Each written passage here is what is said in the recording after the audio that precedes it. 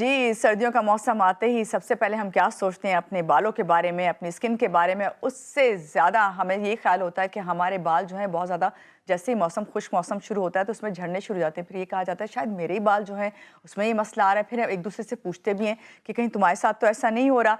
Like अपने office में भी, फ्रेंड्स से भी, अपने घर में जो अपनी बहनें होती हैं उन सबको यही शिकायत होती है। लेकिन उसके साथ साथ सर्दियों में जिल्द और बालों की हिफाजत करना भी बहुत ज़रूरी होता है। और हमें हमेशा आके हकीम शाह नज़ीर साहब जब भी हमारे साथ होते हैं वो यही बताते हैं कि भाई सर्दियों में ख़ास तौर से केयर करनी है। और मुख्तलिफ़ किस्म के ऑयल हमें बता के भी जाते हैं लेकिन हम भूल जाते हैं। मगर आज हमें ये पूछना है कि चलें, हम हेयर ऑयल तो इस्तेमाल करते हैं मगर सही शैम्पू का इस्तेमाल कितना ज़रूरी है, ख़ास तौर से इस खुश्क और सर्द मौसम में। इसीलिए हमारे साथ इस वक्त ना सिर्फ हकीम शाह नज़ीर साहब मौजूद हैं बल्कि हमारे साथ मौजूद हैं साइमा यासिर साहिबा, जो कि एक डर्माटोलॉजिस्ट हैं। इन दोनों से मिलते हैं। अस्सलाम वालेकुम हकीम साहब, कैसे हैं आप? सुबह खैर। वालेकुम अस्सलाम, सुबह खैर, कैसे हैं आप? खैरियत से? मैं बिल्कुल ठीक हूँ, बहुत शुक्रिया आपका कि आप इस वक्त हमारे साथ मौजूद हैं। और हमारे साथ हैं डर्माटोलॉजिस्ट हैं साइमा यासिर। कैसी हैं आप? ठीक हैं? सुबह खैर, बहुत शुक्रिया कि आपने हमें ज्वाइन किया।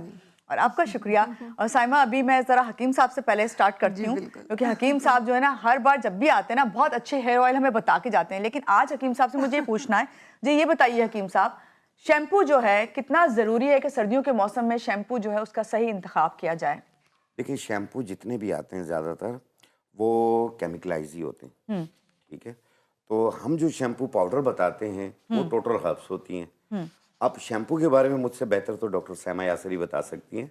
लेकिन मैं हर्ब्स की कोई हर्बल क्वांटिटी है, शैम्पू है? जिस तरीके से आमतौर पे आपने एक पॉपुलर चीज़ सुनी होगी कि आंवला, रीठा, सिकाकाई का जो पाउडर बना के उससे बाल धोते हैं। लेकिन उसकी क्वांटिटी होनी चाहिए आपके पास, जो मिकदार है, आपने आंवला कितना डालना है, रीठा कितना डालना है, तब जाके आपका शैम्पू पाउडर बनेगा, अदरवाइज बेकार हो जाएगा। जब भी आप इस टाइप का कुछ बनाएं जैसे आंवला, रीठा, सिकाकाई का, जी। तो आंवला आपने लेना है 50 ग्राम, सिकाकाई आपने लेनी है 50 ग्राम, और अगर बालों में चमक भी लेकर आनी है तो इसमें 50 ग्राम मेथी दाना डाल लें। ओके। और इसमें 200 ग्राम जो है वो आपने रीठा डालना है। रीठा आपने 3 गुना ज़्यादा डालना है क्योंकि वो झाग बनाता है। इनको मिला के बारीक पाउडर बना लें, फिर जैसे लगाना हो वैसे मेहंदी की तरह गोलें, आप सर पे लेप कर लें, 5-10 मिनट रुक जाएं, फिर उसके बाद पानी से सर धोएंगे, आप देखिएगा कि झाग भी बनेगी, वो शैम्पू की तरह काम करेगा। शैम्पू की तरह काम करेगा। सही। डॉक्टर साहिबा, आपकी तरफ आते हैं। एज ए डर्माटोलॉजिस्ट आप क्या रिकमेंड करेंगी, किस तरह के शैम्पू जो हैं उनका हमें चूज़ करने चाहिए, खासतौर से सिलेक्शन क्या करनी चाहिए जो कि सर्दियों में आपको ये प्रॉब्लम्स हैं, ये बाल झड़ना और सारा कुछ? सर्दियाँ आते साथ ये दो प्रॉब्लम बहुत ज़्यादा एग्रीवेट हो जाते हैं। एक तो ये बाल गिरना शुरू हो जाते हैं, बाल ड्राई और रफ़ होने लगते हैं, और साथ ही साथ डेंड्रफ का इशू शुरू हो जाता है। और इनका असल में ज़्यादा जो रूट कॉज बनता है वो ये बनता है कि हम गर्म पानी बहुत ज़्यादा इस्तेमाल करते हैं हेयर वॉश करने के लिए। तो जितना ज़्यादा हम गर्म पानी इस्तेमाल करते हैं, मॉइस्चर हमारी स्किन से लिफ्ट अप हो जाता है, और जब मॉइस्चर निकल जाता है तो वो स्किन का यानी एरिया जो है वो सारा ड्राई होने लगता है, वहाँ डेंड्रफ बनने लगती है। ये नॉर्मल खुश्की होती है, इसको लोग कंफ्यूज कर देते हैं समटाइम फंगल या फिर बैक्टीरियल से।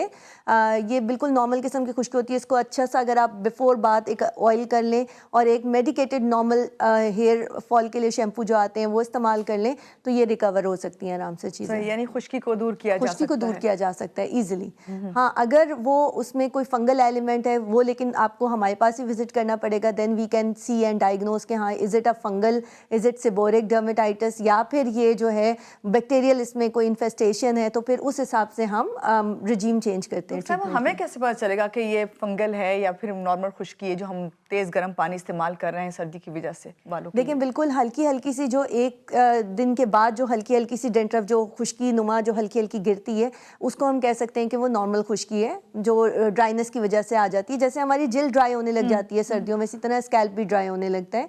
इसी तरह अगर आपकी पपड़ी ज़्यादा जम रही है और वो थिक हो रही है उस जगह पे, और प्लस आपके बालों में ऑयल भी आ रहा है और 1 या 1.5 दिन बाद बालों से स्मेल भी आ रही है, यानी आप हाथ लगाते हैं स्कैल्प पे तो आपको हल्की सी स्मेल भी फील होती है, देन इट मीन्स के it is infected either with the bacterial और फंगल। तो हमें फिर जरूर डर्मेटोलॉजिस्ट के पास जाना चाहिए ताकि हम दिखाएं कि क्या कोई मसला नहीं आ रहा। हकीम साहब, देसी तरीकों से खुश्की का क्या इलाज किया जाएगा? ये है कि इचिंग भी होती है, अच्छा, खारिश महसूस होती है, चुभन महसूस होती है, और बाज़ औक़ात ऐसे परत की तरह निकल रही होती है खुश्की, और इसमें छोटे छोटे से दाने भी बन जाते हैं। अगर किसी को भी बहुत ज़्यादा सिकरिया खुश्की हो रही हो तो उसको ख़त्म करने के लिए आपने एक पाउडर मिलेगा कमेला, पंसारी की दुकान से मिल जाता है। कमेला पाउडर सरसों के तेल में गाढ़ा सा पेस्ट बना लें और सर पे लेप कर लें। 15 मिनट के बाद आप सर वॉश कर लें। आप देखें तकरीबन 70% खुश्की आपकी ख़त्म हो चुकी होगी उससे, एक बार की एप्लीकेशन से।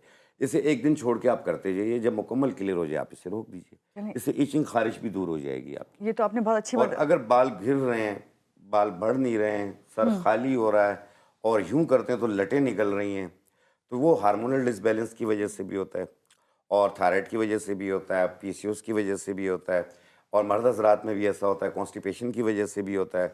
तो ऐसी सूरत में आपने मेहंदी के बीजों का तेल लेना है। ठीक है। मेहंदी के बीजों का तेल आधा पाव, पखान बेद एक लकड़ी आती है उसका तेल भी आधा पाव, इन दोनों को मिला लें। मिलाने के बाद इसमें 1 चाय वाला चम्मच सुरमा मिलाएं और 1 इंच का टुकड़ा बाल छड़ का डाल के 1 घंटा धूप में रख लें। आपका तेल तैयार हो गया। और ये तेल सिर्फ बालों की जड़ों में लगाएं, 2 घंटे के बाद धो लें या रात को लगा लें, सुबह धो लें। 1 दिन छोड़ के 10-12 दिनों में बाल गिरना बंद होंगे, उसके बाद घने होना और तेजी से बढ़ने शुरू। और ये खुश्की के लिए खास तौर से ये ये तेल खुश्की भी है। खत्म करेगी, इचिंग भी खत्म करेगी, बालों का वॉल्यूम भी बढ़ाएगी। ठीक है, वरना हमेशा होता है कि हम ऑयल करना शुरू हो जाते हैं, ऑयलिंग हम कहते हैं चलो मॉइस्चराइज हो जाएगा थोड़ा सा। हाँ, तो ये scalp सही हो होता है जाएगा। डॉक्टर साहबा? बिल्कुल, कि ऑयलिंग करना करें? बहुत अच्छी चीज़ हफ्ते में है। कितने दिन जो है आपको जरूर ऑयलिंग करनी चाहिए? 1 से 2 दफ़ा कर लें, डिपेंडिंग अपॉन कि कितनी आपको ड्राइनेस है। हाँ, ऑयल वो लोग जो पूरे दिन Normally। रात के लिए लगा के छोड़ देते हैं या नहाने के बाद जो तेल लगाते हैं, वो बिल्कुल गलत है, वो नहीं लगाना चाहिए। क्योंकि जितना आप नहाने के बाद ऑयल लगाएंगे स्कैल्प पे, उसमें मट्टी, धूल, पोल्यूशन हर चीज़ आके चिपकेगी, पोर्स आपके क्लॉग होंगे और फिर डेंड्रफ ज़्यादा बनेगी।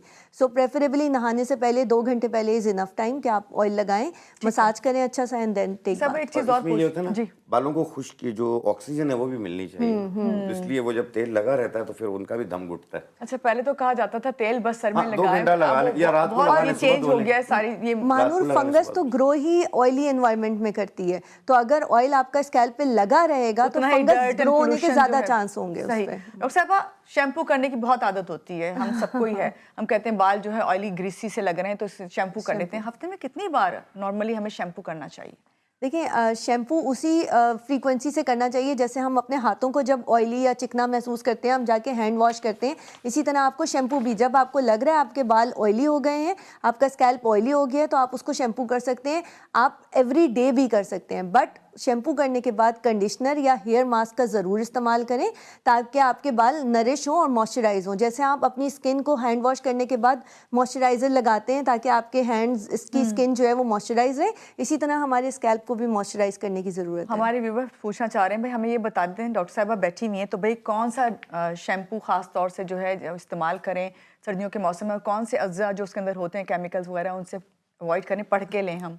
बिल्कुल, देखें कुछ चीज़ें ऐसी होती हैं जैसे सल्फेट हो गया, वो स्कैल्प के लिए अच्छा नहीं होता, या पैराबेन्स हो गए, ये अच्छे नहीं होते, तो आप वो शैम्पू लें जिनके अंदर ये चीज़ें पैराबेन मौजूद फ्री ना हो। एंड प्लस अगर आप लेना चाह रहे हैं डेंड्रफ के लिए तो कुछ ऐसे कीटोकोनाजोल वगैरह आते हैं जिसमें एंटी फंगल एलिमेंट होता है, वो आप ले सकते हैं। अगर आप डेंड्रफ के लिए, वो हेयर फॉल के लिए लेना चाह रहे हैं तो एंटी हेयर फॉल के लिए बहुत अच्छे अच्छे शैम्पूज अवेलेबल हैं। आप बहुत सारे ऐसे लोशंस ले सकते हैं जिसके अंदर सैलिसिलिक एसिड है, वो लगाने से भी डेंड्रफ में कमी आती है। तो मतलब हमें सिलेक्शन उसी हिसाब से करनी है जब हम आइडेंटिफाई कर लें कि कौन किस किस्म की डेंड्रफ है। अच्छा, लेकिन ये भी जरूर याद रखें कि डेंड्रफ के लिए बिल्कुल ही सेपरेट शैम्पूज होते हैं। बिल्कुल सेपरेट, बिल्कुल और separate। उसके लिए आपने बताया कि इसको चेक करके लें। बिल्कुल, बिल्कुल। और मेडिकेटेड हो तो ज्यादा अच्छी बात है। मेडिकेटेड ही होने चाहिए। ओके, क्योंकि हम लोग यही कोशिश करते हैं कि चलो कोई बात नहीं, इसमें जो पैराबेन नहीं है, पैराबेन फ्री है, तो वो यूज कर लेते हैं डेंड्रफ बिल्कुल, के लिए। बिल्कुल। अभी जिस तरह हकीम साहब आप बता रहे थे कि खारिश जो है वो अगर होती है तो फिर आपको उसको बिल्कुल नहीं सोचना चाहिए कि ये आपको जो है डेंड्रफ की कोई मसला हो रहा है, तो आप खारिश जो है मेन निशानी है इसकी। नहीं, कुछ खुश्की में खारिश होती है, कुछ में नहीं भी होती है, ऐसा भी है। बाज़ औक़ात ऐसा होता है, वो तो एक प्रॉब्लम होती है, बाज़ लोग हेयर डाई करते हैं, अब उनको जब बाल वाइट आ रहे होते हैं तो फिर खारिश शुरू हो जाती है सर पे और दाने भी निकलने शुरू हो जाते हैं। जब वो डाई कर लेते हैं वो चीज़ गायब हो जाती है। सही। ऐसा भी है। यकीनन बालों के बारे में तो हम जान चुके हैं, खुश्की के बारे में, लेकिन उससे भी बढ़कर जो है स्किन वाइटनिंग का लफ्ज़ हम बहुत ज़्यादा इस्तेमाल करते हैं। स्किन वाइटनिंग के लिए हम परेशान भी रहते हैं कि भाई सर्दियों में हमारा रंग डल हो जाता है। इस पर हम ज़रूर बात करेंगे। डॉक्टर साहिबा भी हमारे साथ हैं, हकीम साहब भी हमारे साथ हैं। लेते हैं एक छोटी सी ब्रेक के बाद आप साथ रहिएगा हमारे साथ।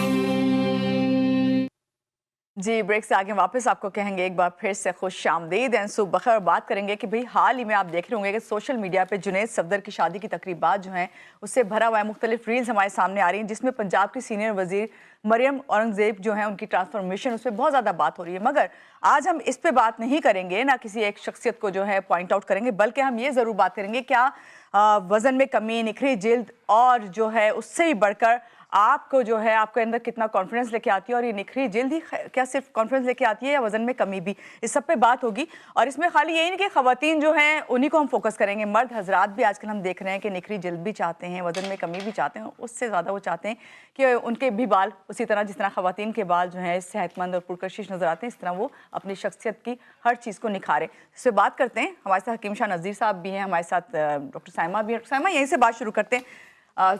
सबसे पहले तो ये बताएं कि ये इस वक्त की ज़रूरत है कि हम अपने आप को जो है बिल्कुल ट्रांसफॉर्मेशन में ले आएँ, अपने आप को ग्रूम करें, या बस ये सोशल मीडिया की रेस है? नहीं नहीं, ऐसा नहीं कहूँगी कि सोशल मीडिया की रेस है। अच्छा दिखना हर एक का बुनियादी हक है।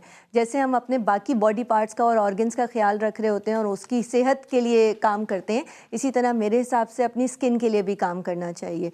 क्योंकि आजकल पोल्यूशन की वजह से और दौर तेज़ होने की वजह से प्लस स्ट्रेस इतनी ज़्यादा है, प्रीमेच्योर एजिंग बहुत ज़्यादा हो गई है, जिसमें आप अपनी उम्र से पहले ही आपके चेहरे पे झुर्रियाँ आने लगती हैं, स्पॉट्स आने लग जाते हैं, आपकी स्किन सैगी होने लग जाती है। प्लस बहुत क्योंकि वेट गेन के इश्यूज ज़्यादा हैं, लोग अपनी जब ट्रांसफॉर्मेशन जर्नीज़ करते हैं, वेट लूज़ करते हैं, तो उसकी वजह से भी स्किन सैगी होने लग जाती है। तो इन सब चीज़ों को कवर करने के लिए ज़रूरी है कि आप अपना ख्याल रखें। डॉक्टर साहब, लेकिन यहाँ पे एक सवाल जो मैं अभी देख रही थी सोशल मीडिया पे, जब हम ये रील्स देख रहे हैं तो उसमें सबसे पहले लोग यही बात कर रहे हैं, पैसा, महंगे इलाज, सब कुछ। आप ये बताइए कि सर्जरीज ट्रांसफॉर्मेशन करने के लिए, या फिर ये कि वाइटनिंग इंजेक्शंस हो गए, फिर अपने हम सुनते थे लाइपो, और अब तो बहुत सारे मुख्तलिफ चीज़ें इंजेक्शंस आ गए। ये बताइए क्या ये चीज़ें भी ज़रूरी है? उसके साथ आपकी लाइफ जो है, आप हेल्दी लाइफ गुजारना ज़रूरी है कि आप अपनी रूटीन चेंज करें, आप नींद अगर आपको है उसकी कमी है, खुराक अगर अच्छी नहीं ले रही, तमाम चीज़ों पर फोकस करना होता है, या सिर्फ ये तमाम चीज़ें ट्रांसफॉर्मेशन से आती हैं, ये वाली से जो कि हम डॉक्टर से करवा लेते हैं? नहीं नहीं नहीं, ऐसा नहीं है कि सारा कुछ ही डॉक्टर से आता है। खाना पीना भी बहुत मैटर करता है कि आपकी डाइट कैसी है, आपका लाइफ स्टाइल कैसा है, आप एक्सरसाइज को अपनी लाइफ में कितना रखते हैं, इंपॉर्टेंस देते हैं। इसके अलावा ये बहुत मैटर करता है कि कितना स्ट्रेसफुल आपका टाइम गुजरता है, अगर और आपकी नींद कैसी है, पानी का इंटेक आपका कैसा है। अगर ये सब चीज़ें मुतवातिर हैं तो डेफिनेटली आपकी स्किन भी अच्छी रहती है। बट जहाँ तक पैसे की बात है, ज़रूरी नहीं है कि महंगे महंगे इलाज कराए जाएं या बिल्कुल फेस लिफ्टिंग सर्जरीज करा ली जाएं। आप अपनी एजिंग आने से पहले अगर अपनी स्किन का ख्याल रखना शुरू कर देंगे तो आपको इतना ज़्यादा हैवी इन्वेस्टमेंट नहीं करनी पड़ेगी एजिंग आने के बाद जो करनी पड़ती है, या जो मेजर ट्रांसफॉर्मेशन के लिए पैसे लगाने पड़ते हैं। यानी अपने ऊपर टाइम अगर लगाना है, अगर शुरू से ही लगा लें, आप थोड़ा थोड़ा लगा लें, थोड़ा थोड़ा करके। बात आपने की। यहाँ पे हकीम शाह नज़ीर साहब हमारे साथ बैठे हैं, इतनी सारी चीज़ें आप लेके आए, आज हमें आप क्या बता रहे हैं, फिर उसके बाद मैं स्किन वाइटनिंग पे भी आती हूँ। देखिए, इसमें बच्चों की हाइट नहीं बढ़ रही है। जैसे 14 साल से लेके 21 साल तक के बच्चे होते हैं जी, तो उनके लिए ये नुस्खा है जो कि लड़कियां हो या लड़के हो दोनों इस्तेमाल कर सकते हैं। एक उसका मैं बताऊंगा। एक जनरल वीकनेस हो जाती है, पूरा जिस्म में कमज़ोरी, थकावट, सुस्ती, काहली, पट्ठों में दर्द और दिल चाहता लेटे रहें, कहीं ना जाएं। एक इसकी नुस्खा हम बना कर दिखाएंगे। दूसरा, स्ट्रेस मार्क्स हो जाते हैं बॉडी के अंदर, लाइनें बनती हैं, धब्बे बनते हैं, निशान बनते हैं, उसको ख़त्म करने की बताएंगे। जी, तो आज जो सबसे पहली रेमेडी हम बनाकर दिखा रहे हैं वो स्ट्रेस मार्क्स को ख़त्म करने की बना के दिखा रहे हैं। तो इसमें टोटली 3 चीज़ें हैं, बहुत ही आसान है, 3-4 चीज़ें। यह है नाखूना बूटी, इसे नाखूना बूटी कहते हैं। नेल्स जैसे ही है ये, बिल्कुल बिल्कुल जैसे नाखूनों की नेल्स तरह कट होते करते हैं ना हम। जी जी बिल्कुल उसी तरह है। और ये इसका पाउडर है, ये हम लेंगे 1 चाय वाला चम्मच। और ये है सिंघाड़ा, मशहूर चीज़ है, जी, ये इसका पाउडर है, ये भी हम लेंगे ये 1 चाय सिंघाड़ा वाला। ड्राई होके कितना प्यारा लग रहा है, हार्ट की शेप। बिल्कुल है दिल ना? की शक्ल का होता है। ये तुख्मे सुम्भालू है, तुख्मे सुम्भालू, और ये इसका पाउडर है, ये भी हम लेंगे 1 चाय वाला चम्मच। ये तीनों चीज़ें 1 चाय वाली चम्मच, और इसके अंदर हम डालेंगे उपटन। उपटन हम इसमें डालेंगे 3 चम्मच। इस तरीके से इसे बना के आप रख लीजिए। फिर इसमें से जितना लगाना हो उतना आपने अर्के गुलाब में या दूध में, दूध ना हो तो दही में इसका पेस्ट बनाएं। मैं इसमें अर्के गुलाब मिक्स कर रहा हूँ। इस तरीके से नरम सा पेस्ट बनाइएगा। सही, थोड़ा थिक नहीं करना है इसे। हाँ, नरम सा पेस्ट बनाना है और फिर इसे आप अप्लाई कर लें। इस तरीके से बना के आप अपनी पूरी बॉडी पे अप्लाई कर लें। 15-20 मिनट लगा रहने दें, फिर उसके बाद पानी का स्प्रे करें और हल्के हाथ से रब करें।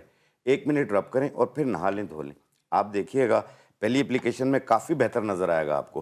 कुछ दिनों में ये बिल्कुल साफ़ होना शुरू हो जाएगा। जब मुकम्मल बॉडी साफ़ हो जाए, आपके एक भी निशान ना रहे, इसे छोड़ दीजिए, दोबारा नहीं बनेंगे। ठीक है। अच्छा, आपसे और भी मैं पूछती हूँ, अभी आप कुछ और भी बताने लगे थे ना, एक और चीज़ साथ में आप बता दें। जी, दूसरी चीज़ ये है कि कद नहीं बढ़ रहा, हाइट नहीं बढ़ रही। तो हाइट बढ़ाने के लिए ये 14 साल से लेके 21 साल तक के लड़के और लड़कियां दोनों से इस्तेमाल कर सकते हैं।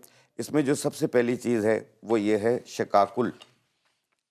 शकाकुल, शकाकुल ये आप लेंगे 50 ग्राम। हकीम साहब नाम इतने मुश्किल हैं। अच्छा चलें। शकाकुल 50 ग्राम। और ये है कासा बूटी। कासा बूटी ये भी हम लेंगे 50 ग्राम। और इसमें मिश्री हम डालेंगे इसमें 100 ग्राम। इनको मिला के बारीक पाउडर बना लें, बिल्कुल सेम लाइक इस तरह। क्योंकि हमारे पास चम्मच दूसरी नहीं थी, इसलिए मैं इसको गीला नहीं करना चाह रहा था। तो इस तरीके से बारीक पाउडर बना लें। मैं आपको टिश्यू देती हूँ, आप बाद जी, में जी। इससे भी काम कर सकते हैं ना, कि इसे साफ कर लें। ये लीजिए। Thank you. जी, ठीक है। अब भी तीनों चीज़ें देखें, ये है कासा बूटी, सॉरी शकाकुल, ये हम लेंगे 50 ग्राम। और ये कासा बूटी है, ये इसका पाउडर है, ये भी हम लेंगे 50 ग्राम। और इसमें मिश्री, ये इसका पाउडर है, ये भी हम लेंगे, ये लेंगे हम इसमें 100 ग्राम। इन दोनों का डबल वज़न। ठीक है। इस तरह मिला के बारीक पाउडर बना लें।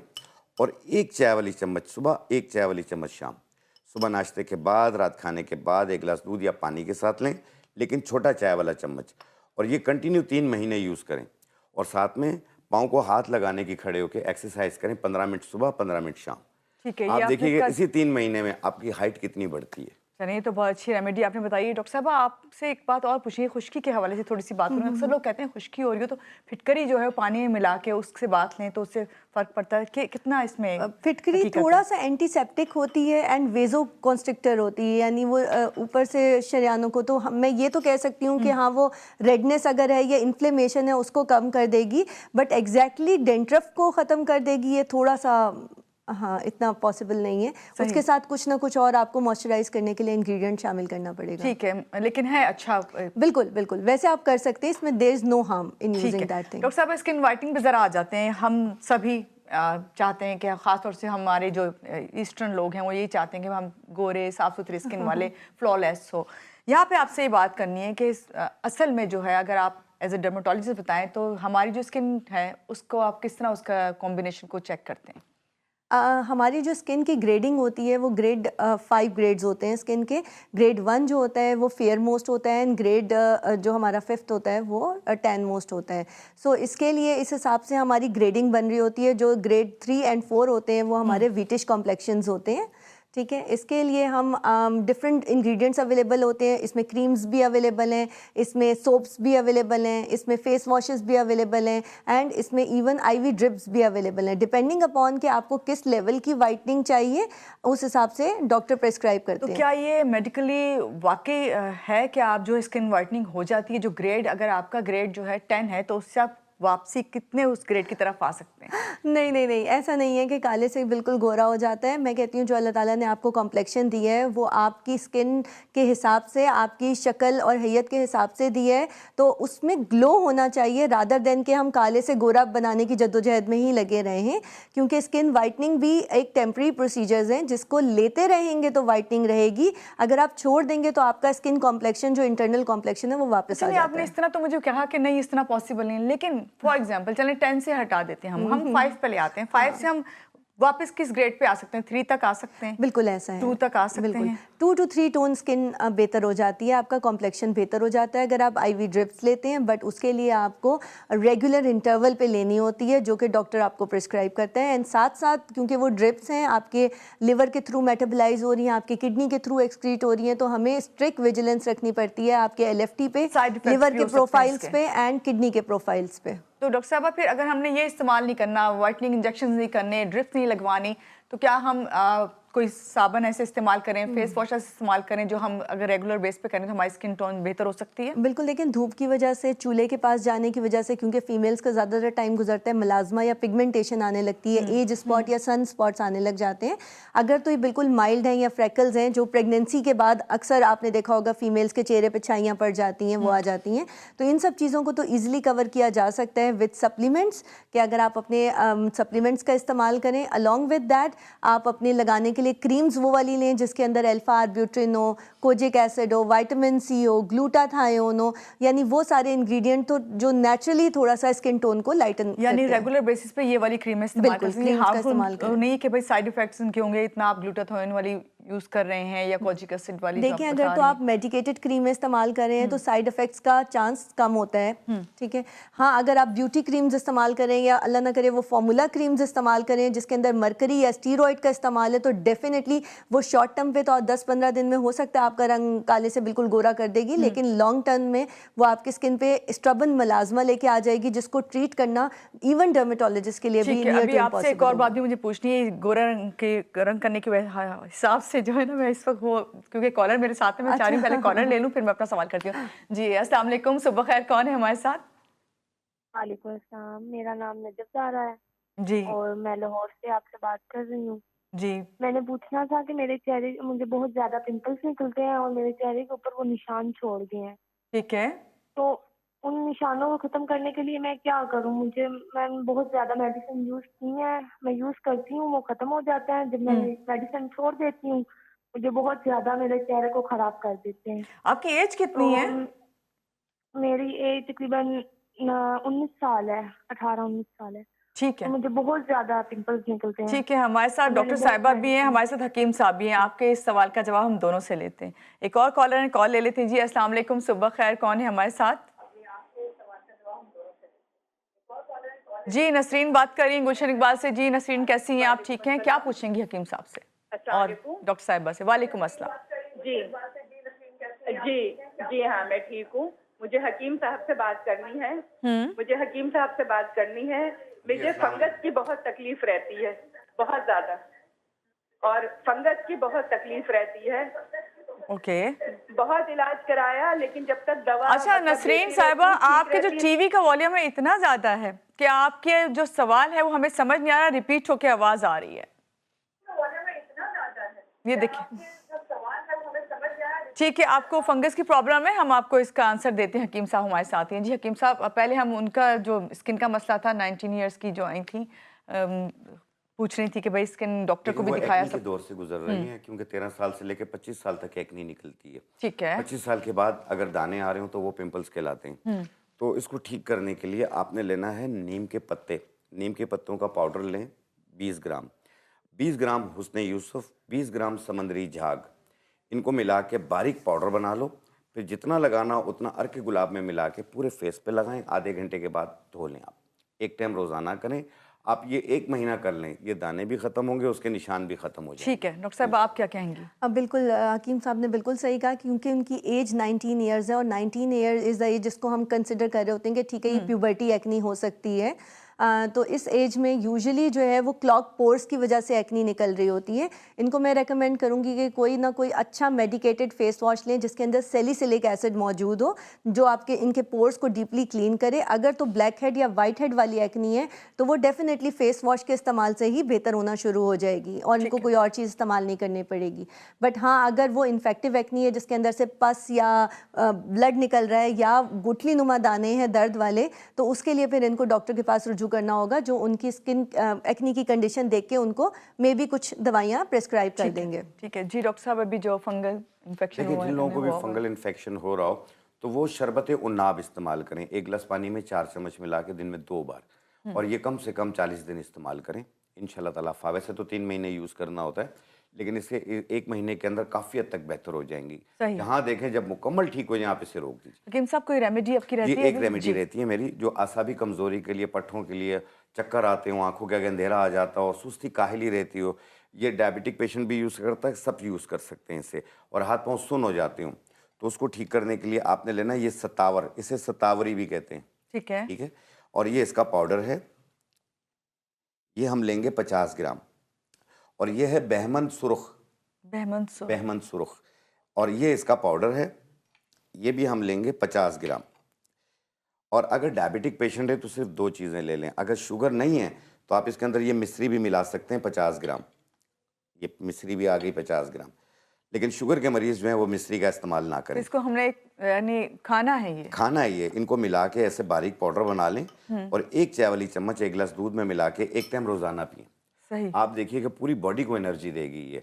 हाथ पाँव के सुन होने को भी खत्म करेगी, पट्टों की कमजोरी भी दूर हो जाएगी, सुस्ती काहली भी दूर हो जाएगी। गुड। डॉक्टर साहिबा, स्किन रूटीन, हमारी डेली रूटीन क्या होनी चाहिए, जल्दी से आप बताइए हम सबको। डेली स्किन केयर रूटीन में बहुत ज़्यादा चीज़ें मैं इंक्लूड नहीं करना चाहूँगी। एक अच्छा फेस वॉश होना चाहिए जो आपकी स्किन टाइप के मुताबिक हो।